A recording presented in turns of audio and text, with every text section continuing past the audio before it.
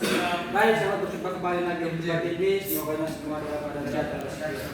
Amin. Baik, saudara sifat kembali Koko dan saya sebagai moderator dan memandu kegiatan diskusi kita pada pagi hari ini.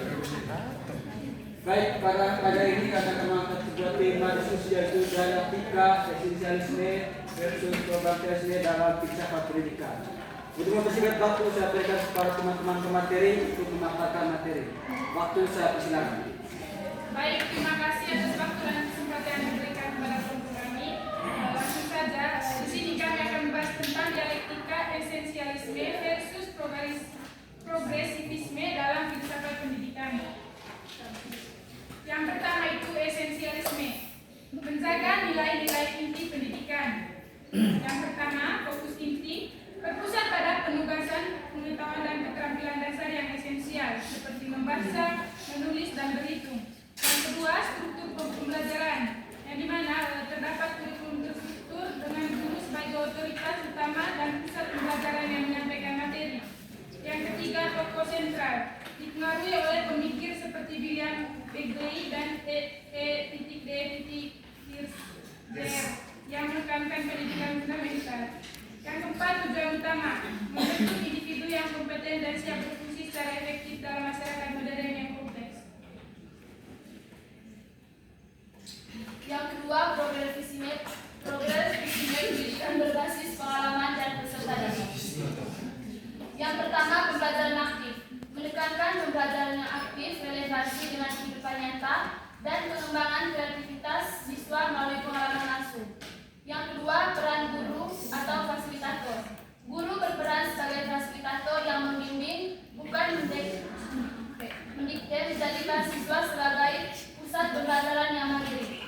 Yang ketiga, pengaruh filsafat, berakar pada gagasan John Dewey dengan pengaruh kuat dari filsafat pragmatisme dan teori konstruktivisme.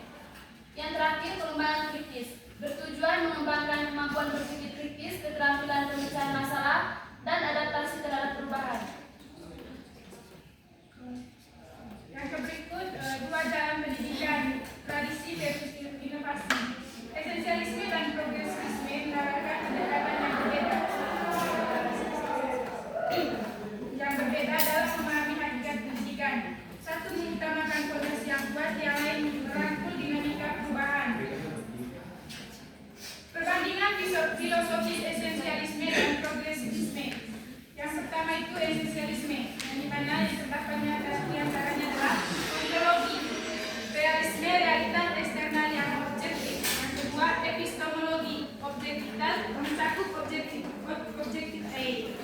objektif pengetahuan diperoleh melalui transmisi. Yang ketiga, aksiologi, mencakup nilai-nilai abadi, universal dan statis. Yang keempat, fokus, mencakup apa yang harus dipelajari, konten inti dan disiplin ilmu. Yang kedua, progresivisme. Dan pertama, ontologi, mencakup pragmatis, realitas terus berubah dan dibentuk oleh pengalaman. Yang kedua, epistemologi, mencakup konstruktivisme, pengetahuan dibangun melalui interaksi dan pengalaman. Yang ketiga, aksiologi, relevansi, adaptasi, dan nilai-nilai yang berkembang seiring perubahan sosial. Yang keempat, fokus, bagaimana cara belajar yang bermakna, proses dan pengalaman siswa. Yang berikut, implikasi praktik dalam pendidikan. Filosofi ini tercermin dalam metode dan lingkungan belajar yang diterapkan di kelas. Yang pertama itu pendekatan esensialis. Yang pertama itu pembelajaran berpusat pada guru.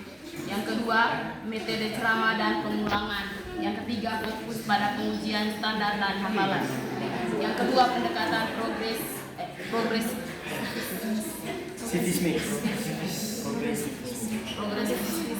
Yang pertama itu pembelajaran berpusat pada siswa.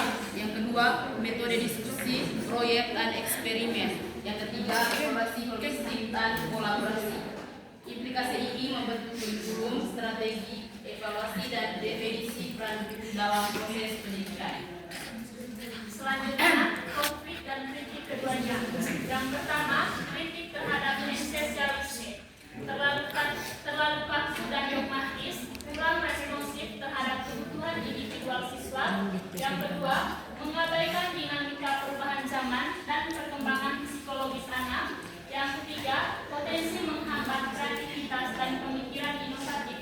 Yang kedua, kritik terhadap progresivisme, kurang fokus pada penguasaan materi dasar dan kedalaman ilmu pengetahuan, berpotensi menciptakan kesenjangan dalam pengetahuan fundamental, tantangan dalam standarisasi dan evaluasi hasil belajar yang konsisten. Mencari keseimbangan antara struktur dan fleksibilitas menjadi tantangan abadi dalam pendidikan. Tokoh dan momen penting dalam dialektika ini. Perdebatan ini telah membentuk arah kebijakan dan praktik pendidikan selama berabad-abad. Menurut William Beckley, abad ke-20 menentang progresivisme, khawatir standar pendidikan akan melemah dan kurangnya penekanan pada disiplin intelektual. Sedangkan menurut John Dewey, akhir abad ke-19 sampai pertengahan abad ke-20 memperjuangkan pendidikan demokratis, menekankan pengalaman nyata siswa dan pentingnya relevansi sosial.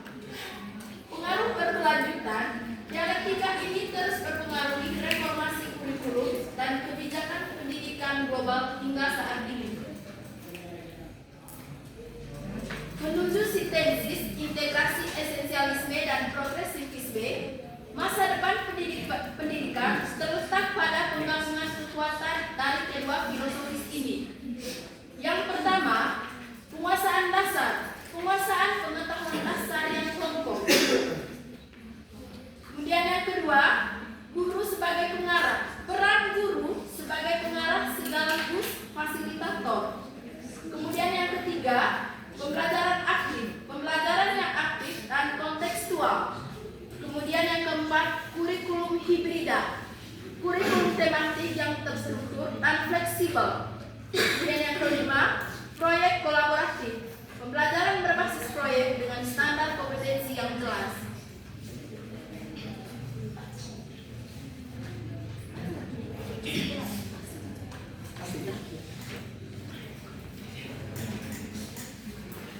Dan terima kasih kepada teman-teman pemateri yang sudah menjelaskan materi dengan sangat sempurna. Untuk itu saya minta kesempatan kepada teman-teman sekalian untuk menyampaikan argumen terkait tema yang kita paparkan atau diskusikan pada hari ini. Sebelum bersingkat waktu, saya berikan kesempatan kepada teman-teman sekalian.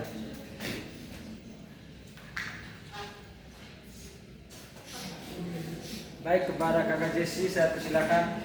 Baik, terima kasih atas waktu dan kesempatan yang telah diberikan kepada saya. Terima kasih juga kepada pemateri yang telah mempresentasikan materinya. Di sini tadi kita membahas tentang esensialisme dan progresivisme. Nah, yang menjadi pertanyaan saya, kira-kira menurut teman-teman semua, mana yang lebih baik, esensialis atau progresivisme? Nah, itu yang pertama. Dan yang kedua, bagaimana supaya esensialisme dan progresivisme dapat berjalan beriringan?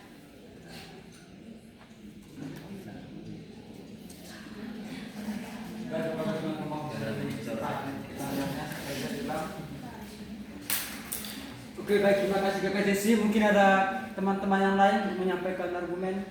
Saya persilakan.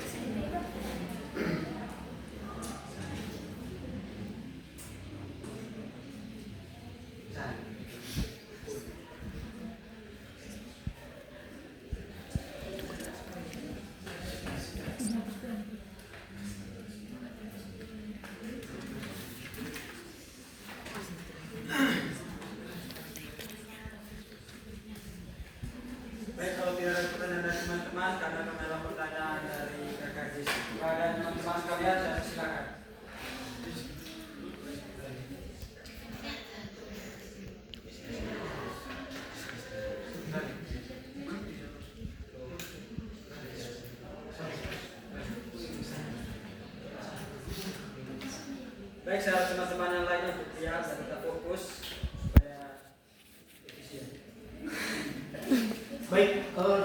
kasih teman-teman semuanya yang telah berpartisipasi dalam diskusi dengan materi yang telah kami bawakan tadi, dan tidak mengulangi apa yang telah disampaikan oleh teman-teman saya dalam materinya tadi sudah jelas berkaitan dengan definisi dari esensialisme dan progresivisme. Lalu kembali kepada apa yang disampaikan yang dilontarkan oleh penanya tadi, mana yang paling baik antara keduanya? Tentu di sini kami tidak memojokkan barang satu hal, karena semuanya sangat baik. Dan siapapun tidak kita dalam konteks kehidupan hari ini tidak boleh misalnya kita saya ini harus esensialisme atau saya cenderung ke progresivisme, tetapi keduanya harus beriringan. Bayangkan saja teman-teman ketika kita berada dalam perkembangan komunikasi dan globalisasi yang sampai hari ini berkembang dengan pesat dan cepat, yang menggantikan tenaga manusia dengan teknologi, siapa yang menolak dengan hal itu? Buktinya saja, siapa yang tidak ingin menggunakan gadget?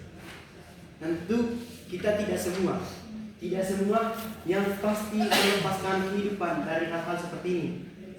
Dalam artiannya bahwa kita boleh beresensialis, tapi tidak boleh juga untuk tidak progresivis. Progresivisme dalam artian bahwa kita hidup kekinian berdasarkan konteks perkembangan, tetapi tetap kembali kepada nilai yang kemudian itulah yang kemudian pendirian kuat kepada kita semua. Lalu kemudian bagaimana keduanya itu dapat terintegrasi dengan baik dan bisa berjalan beriringan tanpa harus berat sebelah. Nah, inilah yang kemudian kita harus merefleksi bersama-sama. Dalam artian bahwa kita harus punya pendirian. Dalam hal ini kita sebagai kelompok akademis, kita harus punya pendirian masing-masing dalam menjalankan satu atau dua dari topik yang kita bahas pada hari ini. Namun di sini ada beberapa solusi yang kami tawarkan yang hendaknya kami sampaikan kepada kita semua, bahwa ada beberapa cara untuk mengintegrasi keduanya supaya tidak berat sebelah. Yang pertama, kurikulum yang sangat berlapis, teman-teman. Gunakan esensialisme untuk mata pelajaran yang fundamental seperti matematika dasar, literasi, sains dasar, sambil menerapkan progresivisme dalam penerapan dan eksplorasi lanjutan. Dalam hal ini mungkin teman-teman kembali kepada merujuk pada pengalaman magang kemarin. Kalau misalnya teman-teman dalam pembelajaran matematika sering sekali menggunakan alat peraga yang dari Rivi, tetapi sekarang bukan hanya juga permainan-permainan yang berbasis teknologi, yang kemudian itulah yang akan mendorong kita, yang kemudian bahwa kita harus bisa progresivisme. Dalam artinya bahwa kita sebagai progresif atau revolusioner memberikan inovatif dengan sesuai dengan perkembangan dan berdasarkan kebutuhan dari peserta didik hari ini. Lalu kemudian yang kedua teman-teman, penyelesaian secara bertahap. Di tingkat SD, lebih khusus di fase kelas rendah, lebih banyak esensialisme untuk membangun fondasi. Sedangkan kita kembali pada tingkat yang menengah, meningkatkan porsi progresivisme untuk pengembangan keterampilan tingkat tinggi sesuai dengan kemampuannya, seperti yang disampaikan oleh Piaget dalam teorinya bahwa bagaimana SD tahap operasional konkret, yang dimana anak-anak lebih kepada operasional yang bersifat konkret, tetapi kembali kepada lebih jauhnya lagi ketika anak-anak sudah semakin tinggi tingkatan kelasnya, lalu kemudian cara berpikir dan mindsetnya juga mungkin tidak sama. Lalu kemudian ya teman-teman harus mengevaluasi secara seimbang antara keduanya. Kombinasikan tes standar untuk mengukur penguasaan materi esensial dengan penilaian seperti portofolio, proyek, dan presentasi untuk mengukur kemampuan berpikir kritis dari peserta didik. Karena bagaimana cara kita menilai kalau ini semua siswanya diam? Tentu tidak bisa kita menilai. Dan kita juga tidak bisa mengambil sampel tanpa melakukan dan melihat secara kasar mata kita. Tapi pada intinya bahwa teman-teman semua di sini kami tidak bisa memberikan bahwa kita harus cenderung ke esensialis, tidak. Tetapi yang semuanya sama-sama penting. Hanya tergantung bagaimana kita dalam memilih dan memilah. Terima kasih. Mungkin ada teman-teman lain. Baik, saya sebelum saya kembali ke Kakak Desi, mungkin ada teman-teman tambahan dari teman-teman kelompok. Oke, baik. Terima kasih atas waktu dan kesempatan yang telah diberikan kepada saya. Di sini ada sedikit tambahan dari saya berkaitan dengan mana yang lebih baik antara esensialisme dan progresivisme. Esensialisme dan progresivisme bukan tentang mana yang lebih baik, tetapi tentang fokus yang berbeda dalam pendidikan. Esensialisme menekankan penguasaan pengetahuan dasar, disiplin, dan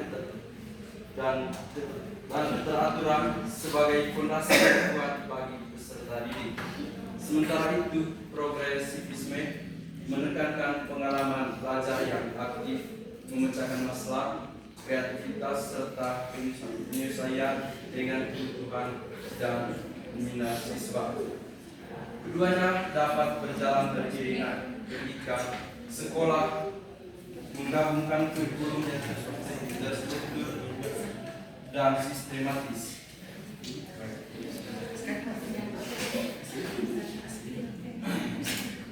Saya sudah kami untuk menambahkan jawaban. Baik, menurut saya itu keduanya sangat penting. Intinya kita itu baik-baik saja untuk menggunakannya gitu. Dimana di zaman sekarang ini progresisme itu sering dianggap progresisme itu sekarang itu lebih relevan. Tetapi kita tidak boleh mengabaikan esensialisme. Menurut saya itu keduanya sangat penting untuk zaman sekarang. Baik, terima kasih kepada kelompok. Itu saya kepada posisi. Mungkin apakah ada pertanyaan sudah terjawab atau masih ada tanggapan lain? Oke, baik, terima kasih. Di sini tadi saya suruh kalian untuk memilih mana yang lebih baik dan mana yang tidak. Dan dengan jawabannya semuanya sama-sama positif, jadi tidak usah memilih.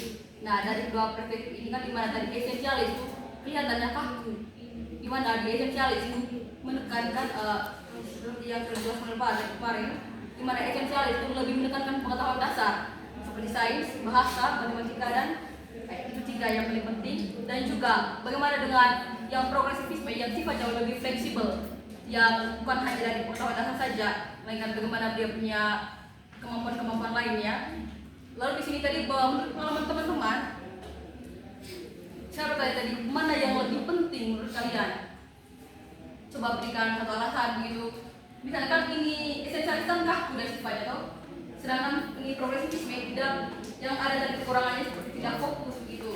Kan progresif jadi fleksibel, mengikuti perkembangan zaman.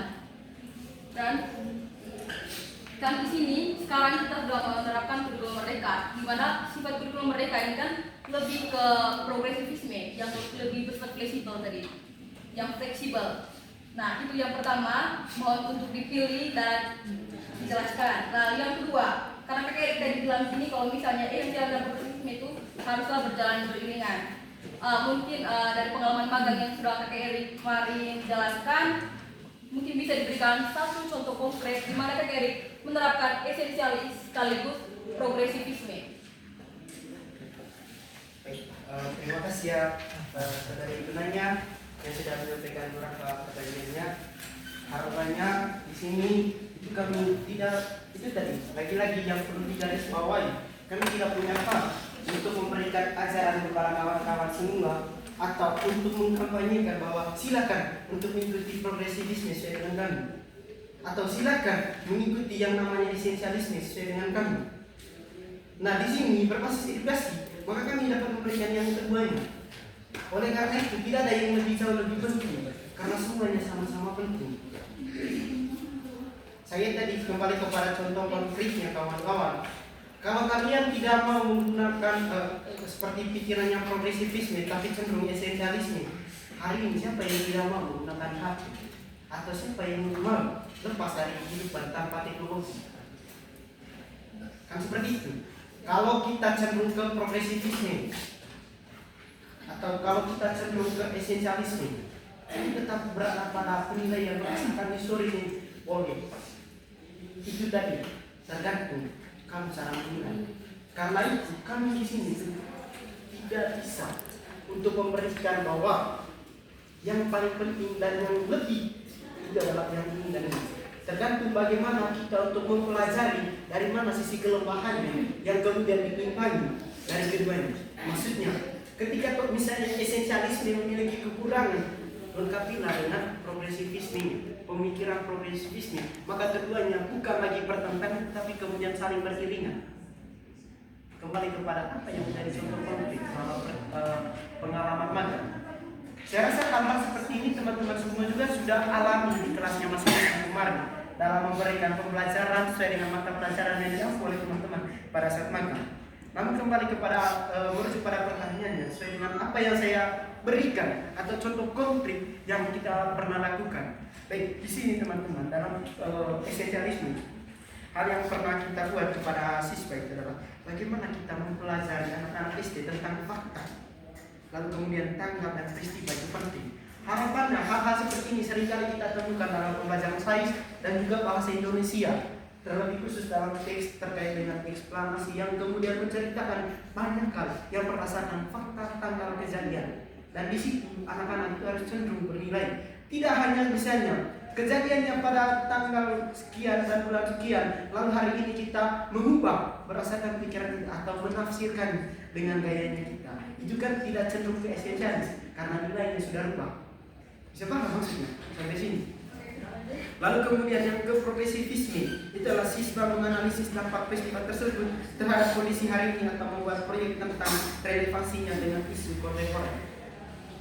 Kita berpikir bahwa hal ini juga teman-teman sering buat ketika misalnya membandingkan antara peristiwa sejarah, ketika misalnya kawan-kawan bahwa manusia itu diciptakan dari ini, misalnya manusia itu diciptakan dari orang utan. Lalu pertanyaannya kan begini, mengapa orang utan bisa menjadi manusia? Tentu kan itu ada namanya evolusi yang kemudian keterkaitannya, lalu kemudian kontekstualkan dengan kondisi kekinian.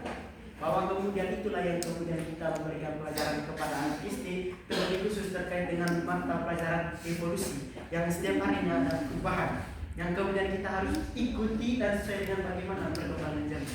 Saya berpikir dari saya dalam menghadapi Dan kita tambah dari Kakak. Oke, kalau meneruskan konsep dari Bung Erik tadi, memang yang perlu kita lihat bersama teman-teman esensinya. Esensi dalam arti untuk menyederhanakan konsep pemahaman kita itu kembali kepada dasarnya. Misalnya melakukan sebuah perubahan itu tentu ada dasarnya. Utamanya itu dari mana dan yang mungkin kita tarik itu ke arah mana yang gitu. Kemudian kita mengambil konsep umum dari esensialisme berfokus pada sebuah warisan istilahnya. Semua ajaran yang turun-temurun yang menjadi sebuah cikal bakal dalam proses paradigma baik itu di lingkungan pendidikan masyarakat dan juga di lingkungan keluarga ini sangat penting. Nah, mungkin di situ yang menjadi sebuah letak daripada sebuah progresnya, perubahan itu dan ada esensinya pula. Nah, perlu kita jaga dalam satu konteks umum itu pada warisan budaya dan intelektual yang teruji oleh waktu. Percaya bahwa ada pengetahuan dasar atau esensial itu tadi yang harus dikuasai. Kalau kita kaitkan itu ke semua siswa untuk menjadi anggota masyarakat yang berbudaya dan kompeten. Sementara itu, progresivisme ini menekankan kemajuan dalam arti dari setiap pembelajaran itu, dari setiap pembelajaran yang sudah kita berikan, bukan hanya kemajuan juga, tentu esensi awalnya juga ada perubahan di situ dan juga pengalaman langsung siswa yang mungkin kita langsung kontribusi. Sehingga kita memandang pendidikan harus berpusat pada peserta didik. Peserta didik yang memusat itu dalam arti tadi itu adalah esensinya itu pada peserta didik itu sendiri. Bagaimana kita melakukan sebuah perubahan terhadap kemajuannya, meningkatkan terhadap kemajuan perubahan dan juga pengalaman langsung siswa yang mempersiapkan mereka menghadapi kehidupan sosial yang terus berubah. Oleh karena itu teman-teman, penting kembali kepada itu tadi kita harus menguji mereka. Dari segi waktu kita percaya bahwa ada pengetahuan dasar yang mungkin kita bisa berikan kepada mereka melalui esensialisme itu dan sebuah progresif itu adalah kata kemudahannya itu adalah perubahan, progres. Bagaimana memberikan sebuah perubahan itu dari dasar yang mungkin kita bisa berikan sebuah penekanan itu. Nah, kemudian untuk salah satu hal yang paling penting yang mungkin kita contohkan terhadap peserta didik itu adalah dari kurikulum berbasis kompetensi atau KBK atau Merdeka Belajar. Teman-teman tadi sudah menyebutkan itu terkait dengan kurikulum Merdeka. Dari mana kita lihat dari segi esensialisme itu atau aspek intinya.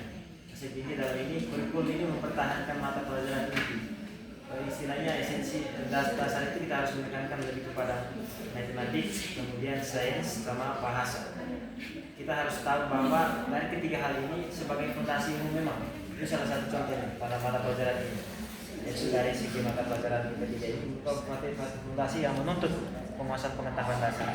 Kemudian ada suatu progres. Apa aspeknya? Bung Erik sudah menjelaskan tadi beberapa metode-metode yang paling inti di situ. Metode pengajarannya itu mendorong untuk proyek berbasis masalah, proyek based learning, istilahnya itu pembelajaran kontekstual dan pengembangan karakter yang adaptif dan kreatif.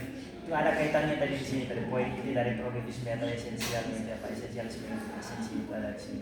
Istilahnya penekanan terhadap kemajuan, perubahan dan juga pengalaman langsung siswa. Kita kembali ke poin pada inti keseluruhannya itu ada progresif atau aspek metodenya. Itu pembelajaran kontekstual dan pengembangan karakter yang adaptif dan kreatif. Kreatif dalam arti pengalaman langsung siswa tadi. Kita mau buat apa, kita harus mengkaitkan kita terhadap pesan tadi. Konsep merdeka belajar memberikan ruang bagi guru dan siswa untuk mengeksplorasi dan menyesuaikan pembelajaran berdasarkan minat lokal siswa yang sangat progresif. Oke, terima kasih. Jadi kita ada proses juga sekarang mereka di dalam memberikan jawaban kembali kepada Kakak Jesi untuk menanggapi lagi jawaban. Mungkin masih ada kesakan atau. Oke, baik, terima kasih. Jawabannya dari Kakak Raffi tadi, yang dimana tadi Kakak Raffi itu menjelaskan bahwa esensialis itu lebih ke barisan budaya, gitu. Sedangkan progresifisme itu yang lebih fleksibel. Ini itu bisa diterima oleh saya berdasarkan penjelasan yang diberikan kemarin. Tapi dari Kakak Erin tadi dimana mungkin untuk lebih memperjelas pengetahuan yang pertama tadi yang dimana esensialis dan progresifisme digabungkan dalam mata pelajaran. Mungkin tolong satu saja, jangan digabung antara bahasa Indonesia sama sains. Mungkin sains ini bisa dijelaskan dari aspek esensialis dan juga aspek progresifisme. Seperti itu.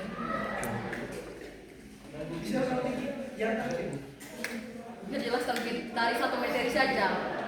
Di satu materi tersebut mengandung asas esensialis dan juga progresifisme. Mungkin bisa diberikan satu contoh untuk menambah pengetahuan saja.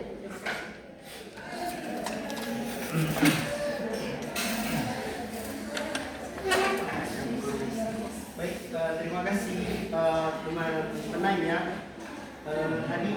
Tadi kan saya sudah memberikan lebih, tapi mau dikurangi, tidak jadi soal. Intinya bahwa ditanya kita satu, tapi kita sudah memberikan lebih, tapi tidak mau yang lebih, mau yang pas-pasan. Tidak mau yang lebih. Tidak jadi soal. Satu saja, maksudnya kan satu konsep, dengan satu konsep jangan di bahasa Indonesia dengan esensialis, progresifisme-nya dengan sains. Maksudnya saya itu fokus pada satu mata pelajaran saja, yang dimana di situ mengandung esensialis dan juga progresifisme supaya bisa dipahami dengan jelas maksudnya, bukan tidak mau lebih atau bagaimana. Apakah Kakak Jesi juga sebagai guru? Tentu sebagai guru bisa pilih toh dalam hal ini. Maka oleh daripada itu, dari materi yang disampaikan oleh Kakak Raffi tadi, supaya tidak ada bertolak belakang, saya dengan di esensialisme ini ada beberapa mata pelajaran dasar yang kemudian yang kita terus perlu mewariskan tanpa menghilang nilai atau esensi dari mata pelajaran tersebut. Nah kemudian ketika kembali kepada mata pelajaran dasar seperti matematika, sains, dan bahasa Indonesia kawan-kawan, itu kemudian ada nilai yang kemudian tidak bisa rompak. Dan kemudian belajar tentang esensialisme. Tadi kan saya sudah memberikan beberapa contoh. Misalnya dalam pembelajaran IPA, seringkali kan kepada anak-anak kita memberikan praktik, percobaan. Nah di situ kan kemudian kita harus mengajarkan kepada anak-anak supaya apa yang kita praktik atau berdasarkan hasil percobaan yang kita buat itu harus diisi sesuai dengan hal-hal seperti itu. Sehingga hipotesisnya jelas, jawabannya jelas. Jangan asal-asal buat. Misalnya teman-teman hasil percobaannya kita itu misalnya angkanya 3,5 cm. Lalu dengan bahasanya kita mengakumulasi akan-akan perkembangan dari tiap harinya itu sangat signifikan. Itu tidak boleh. Maka kemudian kita sebagai guru itu hanya pandai dalam memberikan metode yang memberikan ajaran kepada anak SD sesuai dengan kurikulum yang sudah dijelaskan oleh Kakak Jesi tadi toh. Dalam esensialismenya, dalam kurikulum yang tadi katanya bersifat kaku, tapi pada umumnya yang bersifat kaku yang dimaksudkan itu adalah kembali kepada tradisi yang sering kita anggap ketika kemudian pada kali lalu bahwa guru sebagai satu-satunya pusat pengetahuan. Tetapi ingat kawan-kawan, hari ini begitu banyak referensi yang kemudian bisa diakses dengan cepat. Saya rasa berkaitan dengan sebuah contoh konkret kan jadi sudah memberikan jawaban dan diulas baik oleh sekarang di tes. Belum saya teman-teman dan badan usaha sekarang. Bagaimana dengan tanggapan yang Pak Umar jelaskan bahwa pendidikan ideal menjembatani antara dua hal di atas seperti esensialis dan progresivisme? Bagaimana dengan pernyataan pendidikan ideal menjembatani antara dua hal di atas yaitu esensialis dan progresivisme? Dimana TKRI disuruh untuk memilah bagaimana yang mana untuk progresivismenya? Kan dia bagaimana TKRI menjelaskan bahwa kita sebagai guru memilah yang mana yang harus diprogresivisme kan dan mana yang harus di esensialis. Lalu bagaimana dengan kutipan yang Pak jelaskan kemarin bahwa pendidikan ideal menjembatani antara dua hal di atas itu esensialis dan progresivisme? Oh, baik, pernyataan yang dimaksud yang kakak Jesi, ketika misalnya kita memberikan materinya itu tidak menghilang nilainya. Nah, di progresivisme itu adalah kembali kepada metode dalam pemberian materinya sesuai dengan konteks kekinian, karena dalam kurikulum Merdeka Belajar hari ini bahwa guru hanyalah sebagai fasilitator. Sehingga itulah yang kemudian ada perubahan dari segi progresivismenya sesuai dengan konteks kekinian. Itu berdasarkan kurikulumnya. Sehingga pernyataan itu kembali kepada kurikulum bahwa yang ideal itu adalah keduanya bisa kita laksanakan dalam mata pelajaran yang sama dan dalam waktu yang sama pula. Artinya bahwa materinya itu tidak menghilang dari nilainya atau esensi dari materi yang kita berikan itu tidak boleh dirombak. Namun yang perlu kita rombak itu adalah bagaimana dia punya cara pemberiannya. Metode yang kita gunakan supaya terintegrasi dengan baik kepada siswa. Saya rasa demikian saya dengan pernyataan yang disampaikan. Ada sedikit. Baik, kalau kita tidak lihat secara